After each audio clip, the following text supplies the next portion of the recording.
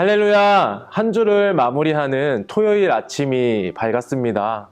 지나온 한 주를 돌아보면서 내일 주일에도 주시는 은혜를 기대하면서 우리가 그 소망하는 믿음으로 보내는 하루가 되었으면 좋겠습니다. 최종 병기 활이라는 영화가 있습니다. 2011년도에 개봉했었던 영화인데요. 저는 나름대로 참 재미있게 봤었던 영화 중 하나였습니다. 틈틈이 한 번씩 다시 보는 영화 중에 하나이기도 한데요. 이 활이라는 무기로 전개되는 영화는 당시 청나라가 조선을 침공하던 병자호란을 배경으로 이야기가 펼쳐집니다. 등장하는 주인공은 신궁이라는 타이틀을 가지고 활을 정말 잘 쏘는 사람이었습니다. 청나라 군대의 침공으로 집안이 풍비박살나고 잡혀간 동생을 구하기 위해 이 사투를 벌이는 내용인데요. 2011년도에 개봉했었던 작품이기 때문에 제가 마지막을 좀 스포하겠습니다.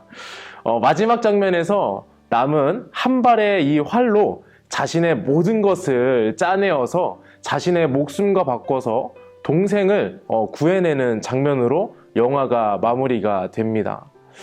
병자호란이라는 정신없고 어수선한 이 상황에서 가족이 헤어지는 것이 당연했던 이 전쟁통에도 주인공은 동생을 끝까지 포기하지 않았습니다.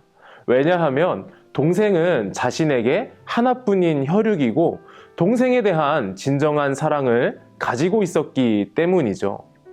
영화의 주인공과 같은 척박한 상황에 처하고 있는데 내 가족이라면 충분히 보여줄 수 있는 그 사랑의 모습이죠. 하지만 나와 상관없는 일면식 없는 사람이라면 온전하고 진정한 사랑의 모습을 드러낼 수 있을까요? 나의 가족에 대해서는 온전한 사랑을 표현할 수는 있습니다. 하지만 상관없는 사람에 대해서는 고민하게 되는 반쪽짜리 사랑을 가지고 살아가는 것이 이 땅을 살아가는 많은 사람들의 모습인 것 같습니다. 오늘 우리가 함께 읽은 본문의 내용은요, 방금 이야기했었던 이 반쪽짜리 사랑에 대해서 다시 한번 우리가 생각해 보게 합니다. 그리고 머리로 알고 가슴으로 느끼고 있지만 실제 삶으로 살아내기에 어려움이 있는 신앙인에게 진정한 사랑의 모습이 무엇인지 생각해 보게 합니다. 예수님은 죽음의 순간에 다다르는 상황에서도 혈육을 초월해서 진정한 사랑의 모습을 보여주고 계십니다. 33절의 내용을 보면 예수님께서 계셨던 그 상황이 얼마나 좋지 않았는지를 우리가 느낄 수가 있습니다. 함께 읽어볼까요? 33절의 말씀. 해골이라 하는 곳에 이르러 거기서 예수를 십자가에 못 박아 두고 두 행악자도 그렇게 하니 하나는 우편에 하나는 좌편에 있더라. 이 예수님이 계셨던 해골이라고 하는 이곳은요, 마태복음을 비롯한 다른 복음서에서는 골고다, 즉 해골이라고 하는 곳이라고 말하고 있습니다. 말 그대로 척박하고 침울하고 어두운 장소입니다. 그 장소에 있으니까 이 심리적으로도 부담이 되고 죽음만 기다리게 되는 암울한 분위기와 상황이었죠. 거기다 같이 달린 죄인과 그리고 로마 군인들, 유대인 관리들은요, 예수님의 그 마지막 순간까지 따라와서 조롱하고 핍박하고 있습니다. 35절 이하의 말씀부터 그렇게 표현을 하고 있죠. 백성은 서서 구경하는데 관리들은 비웃어 이르되 저가 남을 구원하였으니 만일 하나님이 택하신 자 그리스도이면 자신도 구원할지어다 하고 군인들도 희롱하면서 나와 신 포도주를 주며 39절의 말씀에서는 달린 행악자 중 하나는 비방하여 이르되 내가 그리스도가 아니냐 너와 우리를 구원하라 하되. 보통 사람이라면요, 그 상황에 있으면 정말 멘탈이 온전하게 남아있지 않았을 상황임에 분명했습니다. 누군가를요, 온전히 그 사랑으로 품어줄 수 있는 사랑은 생각도 할 수 없었을 겁니다. 누구도 구원할 수 없고 누구도 사랑할 수 없는 상황이 주어졌죠. 하지만 예수님은 그 상황에서도 한 영혼을 구원하십니다. 예수님께서 죽으시기 바로 전 구원받은 이 죄인은 절박함으로 구원이라는 열차에 급하게 올라탄 느낌을 주기도 하죠. 42절과 43절의 말씀입니다. 이르되 예수여 당신의 나라에 임하실 때에 나를 기억하소서 하니 예수께서 이르시되 내가 진실로 내게 이르노니 오늘 내가 나와 함께 낙원에 있으리라 하시니라. 그 정도로 예수님은요 마지막 순간까지 할 수 있는 그 사랑의 모습을 보여주십니다.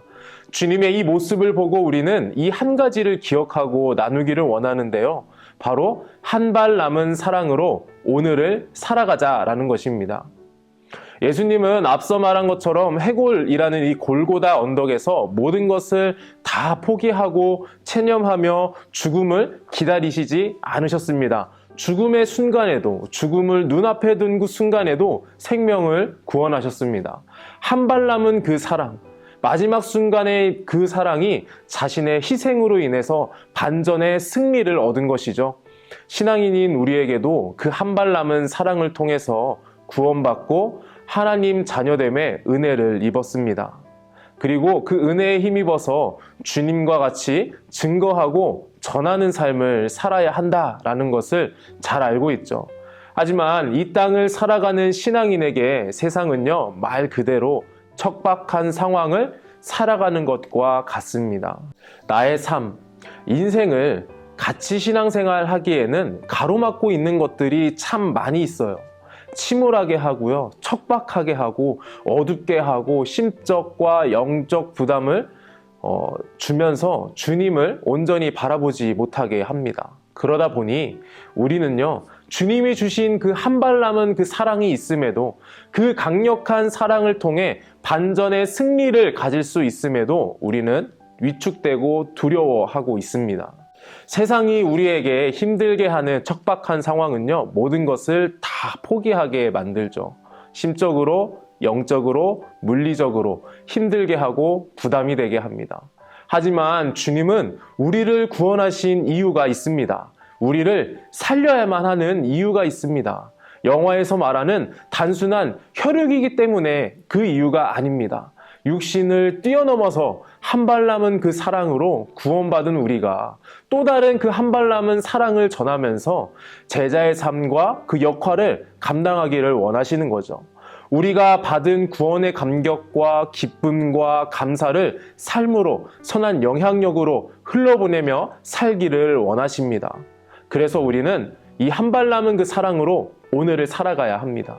그 온전한 사랑만이 이 땅을 살아갈 힘이 되고 능력이 되기 때문입니다. 그 능력으로 살아갈 수 있는 저와 여러분이 되기를 소망합니다. 코로나로 인해 우리의 삶이 많이 위축되어 있고 이 척박한 상황을 걸어가고 있습니다. 그러면서 우리가 주님께 받은 그 한 발 남은 사랑의 힘 역시 그 능력을 제대로 경험하지 못하고 있죠. 그 사랑의 능력을 회복하기 위해 우리가 주일에 나누었던 그 말씀처럼 찬양이 회복이 되고 예배가 회복이 되는 그 자리로 우리가 나올 수 있으면 좋겠습니다. 섬김의 자리로 다시 나와서 회복의 역사를 새로 쓰시는 그 하나님을 우리가 경험했으면 좋겠습니다. 그 회복의 역사, 한 발 남은 그 사랑의 능력으로 살아가게 하시기 위해 하나님은 꿈의 공동체에 성령행전이라는 이 특별한 시간도 준비해 주셨습니다. 이 성령행전을 통해서 하나님은 한 발 남은 그 사랑으로 우리에게 주어진 상황을 반전의 승리로 바꾸어 주심을 경험할 수 있기를 바랍니다. 한 발 남은 사랑으로 우리를 가장 잘 아시고 유일하게 사랑하시는 존재가 나 자신이라는 것을 경험하는 시간이 되었으면 좋겠습니다. 주님의 한 발 남은 사랑의 주인공인 우리가 우리 꿈의 공동체가 내일의 은혜를 기대하면서 오늘을 살아갈 수 있는 저와 여러분이 되기를 주님의 이름으로 소망합니다. 제가 잠시 기도하겠습니다.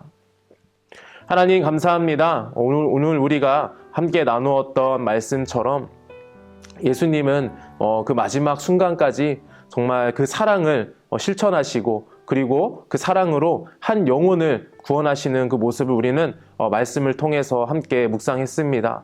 우리가 그 온전한 그 사랑, 정말 한 발 남은 그 사랑이 나에게도 동일하게 역사하고 계시다라는 것을 우리가 기억하면서 그 사랑에 힘입어서 우리가 오늘을 살아갈 수 있는 힘과 능력이 될 수 있도록 하나님 우리와 함께하여 주시옵소서. 성령인전이 이제 시작이 됩니다.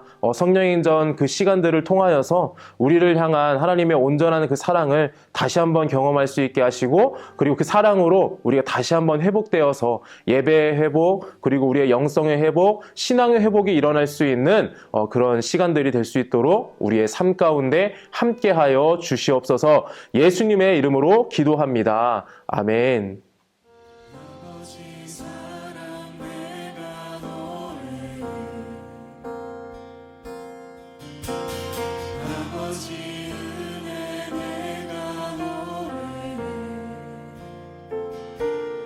그 사랑